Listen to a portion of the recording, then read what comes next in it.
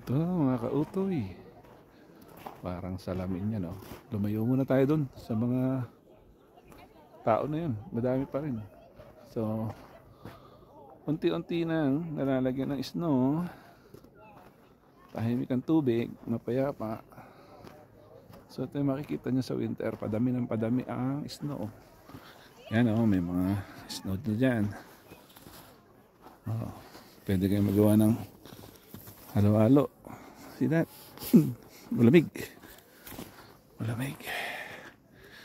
Yan, sa summer. Bukas yan. Ngayon, ito ang sitwasyon dito sa Lake Louise. Marami pa rin tao.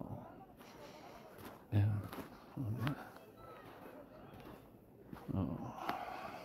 Yan ang kalikasan. Tawag na Rocky Mountains. Ito, mag-hiking muna tayo dito. So, walang tao. Yan o. Yan o. Walang tao yan. Narinig kayong busis. Yun.